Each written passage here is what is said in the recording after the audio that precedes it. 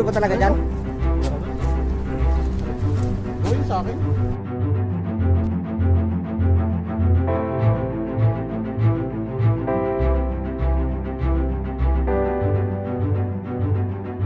Okay guys, ito kukunin namin yung motor ko at ito yung mga backup ko ngayon. Ang dami namin ngayon, kukuha lang ako ng motor pero ang dami kong backup oh. So kukunin natin yung motor ko doon sa Nasugbo, sa Batangas.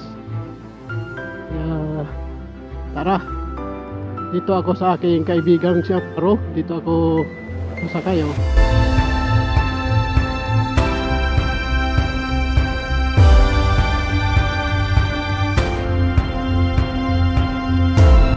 Okay mga kabidor, magandang araw sa inyong lahat at welcome na naman dito sa panibagong nating video no?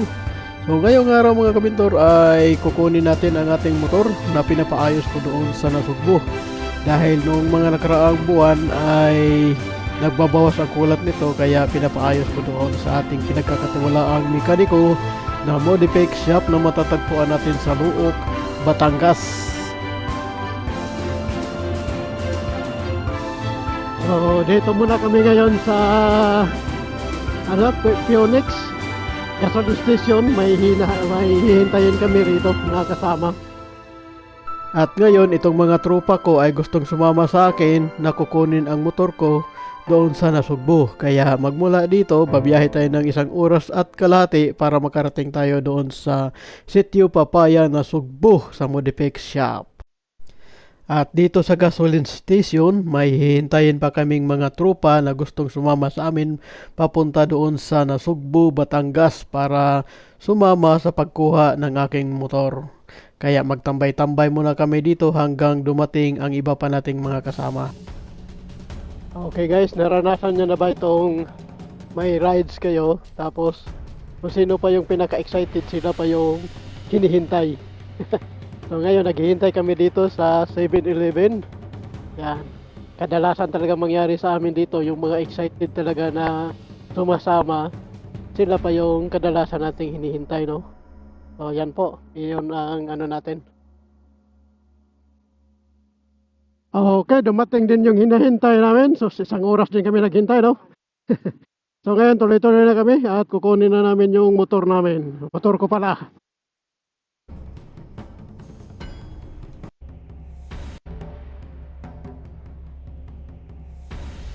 Ilang motor ba tayo? 10, no?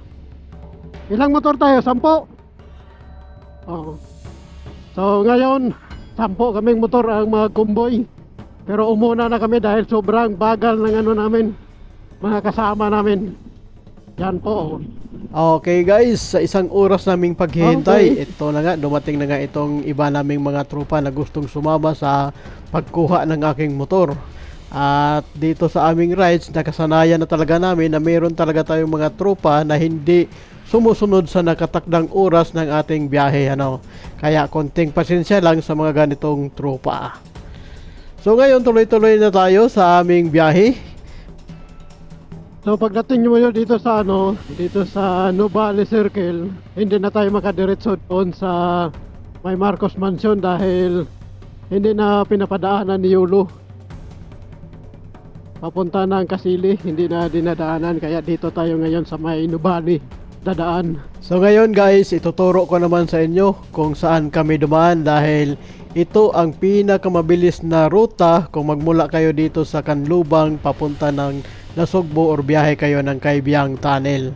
Ituturo ko sa inyo ang napakabilis na daan. Una nga nating madadaanan dito itong Nubali Circle at papunta tayo sa Nubali Park dahil doon tayo dadaan sa highway ng Santa Rosa Tagaytay Road. Papunta naman tayo ng Tagaytay. Wala pa sila. Dito na kami dadaan sa Santa Rosa Tagaytay Road.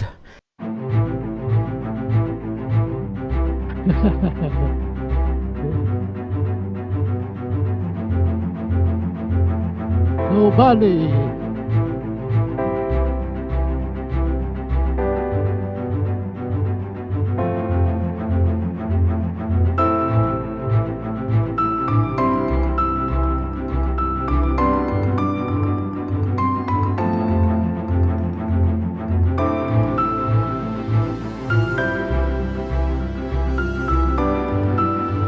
Okay guys, ang haba ng ano dito, ng traffic dito ano. So galing kami ng Nubali dahil hindi na pinadaanan doon sa may Tirili. Kaya dito nagsiksikan yung mga kotse oh. Tingnan nyo ang haba niyan. So ngayon paakyat kami ng Tagaytay. Uy! Gago yung ano na yun ah. Nagulat naman ako sa tuktok na nag-counterflow sa amin. So grabe ang haba niyan. Galing pa ng Nubali yan oh. Hanggang dito Philippine National Police Academy. At dito naman nadaanan namin itong mabahabang traffic. Tingnan nyo yung traffic na yan, kahaba yan. Okay guys, nandito na kami sa Tagaytay ngayon. So ito yung mga kasama ko, hinahantay na kami. So medyo na traffic lang kami dito ngayon. At papasok na kami dito sa Tagaytay Rotunda. Kasunod naman ng ating madadaanan ngayon ay itong Tagaytay Rotunda. Papasok na kami dito sa Tagaytay Rotunda. So ganito po ang traffic dito na ating masasagupa pag umakyat kayo dito sa Tagaytay ngayon. Grabing traffic. Pagdating namin dito sa Tagaytay Rotunda, nakasalubong naman namin itong mabahabang traffic. So haba ng traffic oh. Haba ng traffic. Oh, tingnan mo yung traffic, ang haba. Eto na guys, dadaan naman tayo ngayon sa flyover ng Mindis, ang bagong gawa na flyover dito sa Mindis. Kaya dito noon ay sobrang traffic, pero nung simulang matapos ito at madaanan na ngayon, medyo maluwag na ang traffic dito sa flyover ng Mindis. Oh guys, papasok na kami dito sa bagong flyover dito sa may Mindis. So ito yung bagong flyover no.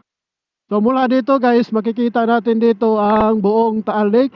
Napakaganda ng view dito pag nandito tayo sa itaas ng flyover. So dito po sa kabila, meron tayong makikita itong Save More. Yan, ito po yung Mindis. Tapos dito sa ating kinaroroonan, makikita natin ang view dito na sobrang ganda dahil makikita natin dito yung Taal Lake. Yan o, itaas ko. Oh, napakaganda ng Taal Lake. So ito yung tinatawag na Crocodile Bridge. Hindi ko alam kung bakit tinatawag nila itong Crocodile Bridge. Pero mahaba itong bridge na ito. Napakahaba. At saka napakaganda din ang view dito mula dito.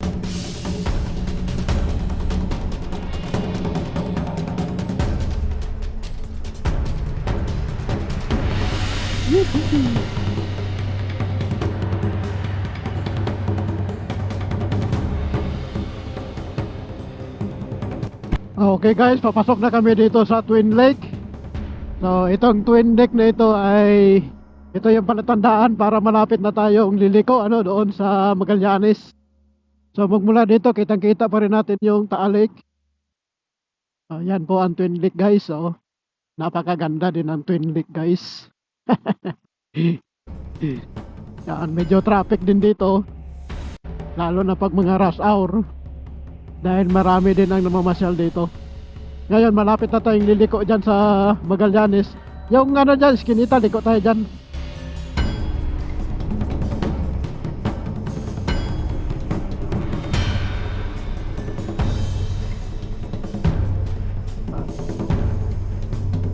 Yun, daan na yun, liliko tayo dyan. Okay. Liko tayo dyan.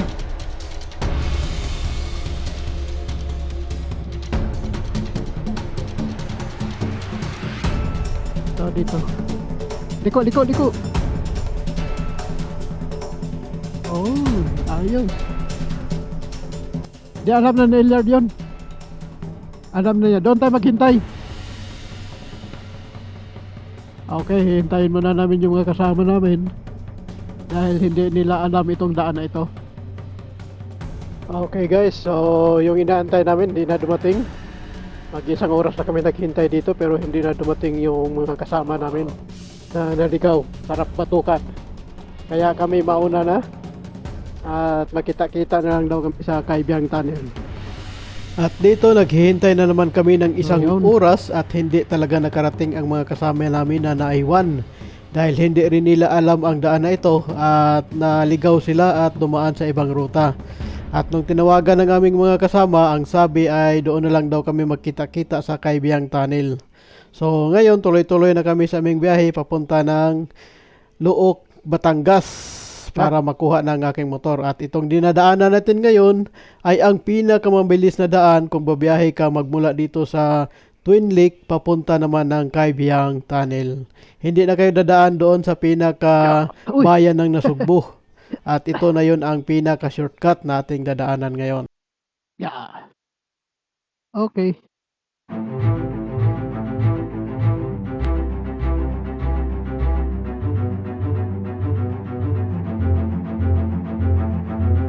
Oh, ayun, medyo ulan-ulan.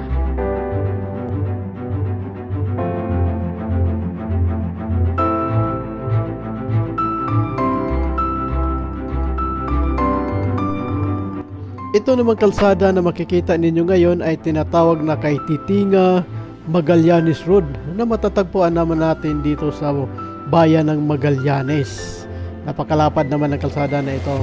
At hindi na tayo tutuloy doon sa pinakabayan ng Magallanes dahil dito pa lang sa East-West Road ay liliko na tayo at ang pinakadulo ng kalsada na ito ay ang Barangay Luok kung saan matatagpuan natin ang pinakadulo ng kalsada na ito. So, didiretso din tayo sa Sitio Papaya kung saan matatagpuan naman natin ang Bonifex Shop kung saan natin pinaayos ang ating motor. Ayan, nandiyan na. Diretso na lang. Okay guys, nandito na kami sa East-West Road. So, papunta na tayo ng Nasugbo. Itong kalsada na ito ay tuloy-tuloy na ito papunta ng Nasugbo. So, magmula tayo ng Tagaytay, ito ang pinakamabilis na daanan pag pumunta tayo ng Kaibiyang Tunnel.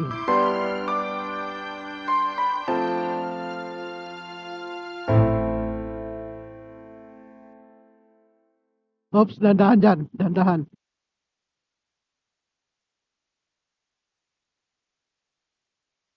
Pangit na kalsa. Oh, bagong-bago pa yan. Pero sirang-sira na. Yan o. Bagong sirang kalsada.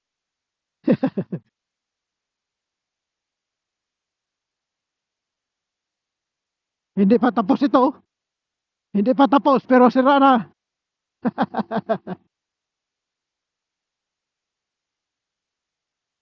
Dito naman sa East-West Road, patuloy nila itong kinukumpuni ang kalsada dito at patuloy silang nagwa-widening dito. At nilalagyan din nila ito ng mga kanal sa gilid ng kalsada.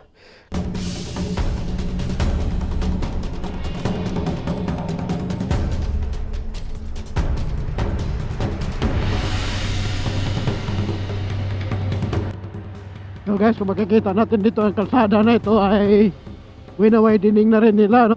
Saka meron na silang ginagawa dyan yung kanal sa gilid ng kalsada oh.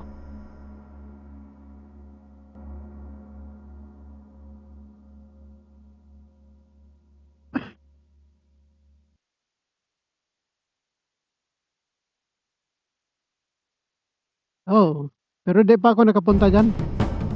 Di pa ako nag-akit dyan. Oo. Meron tumawag. Saka na yan. Saan yan?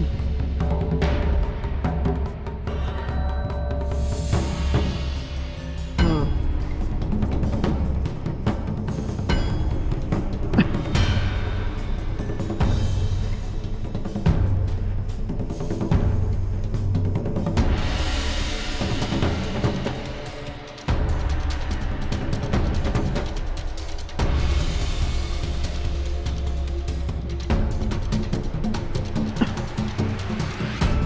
Talagang pinalakihan nila oh.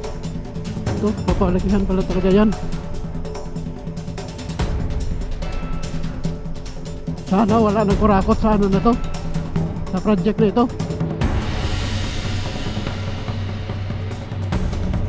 Ito yung landslide dito eh oh. Yan, landslide dyan dito. Yan, ginagawaan rin na paraan na ano yan, rock knitting yung tawag yan.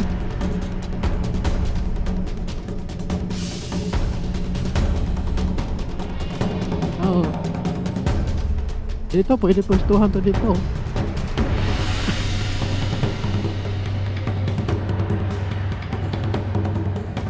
Malambot kasi yung lupa na yan. Okay guys, nandito na kami sa Barangay Look dito sa Nasugbu.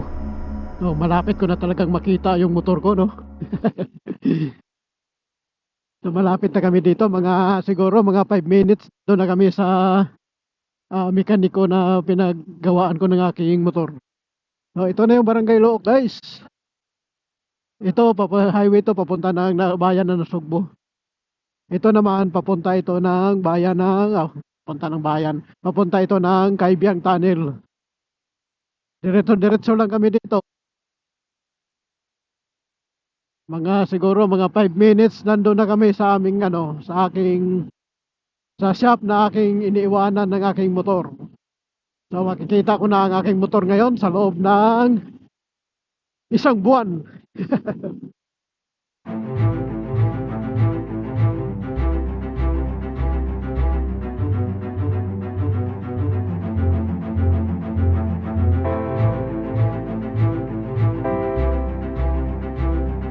Okay. Yung may nakatayo, tawid ka dyan.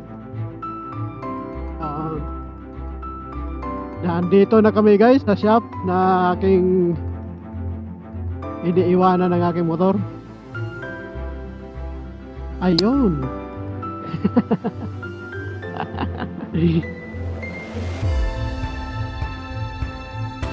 Ano? Basta? Ayos lang. Marami kami. Ang problema, hiwalay-hiwalay. Ano, kumusta?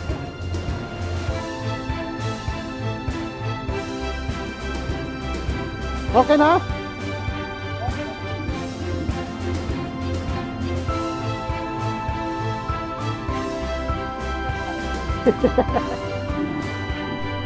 Okay guys, ang sabi ng ating mekaniko ay okay na daw ang ating motor. Dahil ang issue nito guys ay tumutulo yung coolant. Tumatagas papunta sa loob ng makina. Kaya pinaayos ko sa kanya at pinahanap ko sa kanya kung saan ang leak nito. At ngayon sinasabi niyang okay na ito at pwede ko na itong kunin. Kaya hindi na ako nagtagal at kinuha ko na kaagad itong ating motor.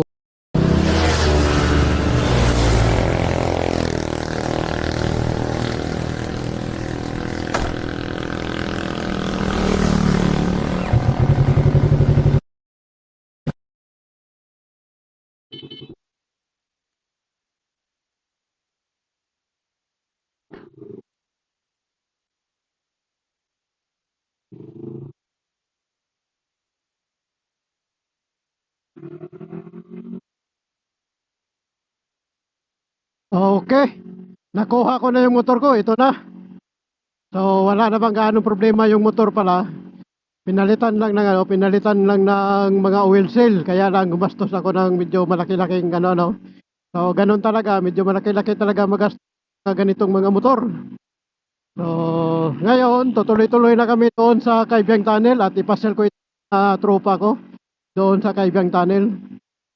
Dandahan lang dahil nanibago ako sa motor. 1 buwan pa namang nawala sa akin. Kaya ngayon, dandahan lang tayo.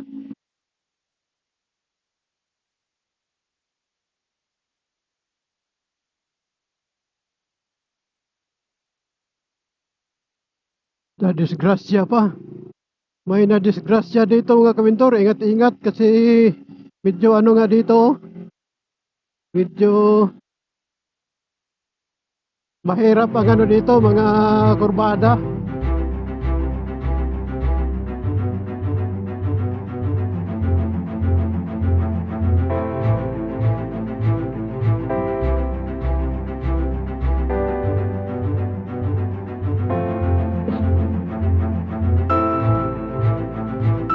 Yung mga kasama natin ay hinihintay natin Kaya doon tayo sa kabila ngayon. Ang daming namamasyal dito ngayon.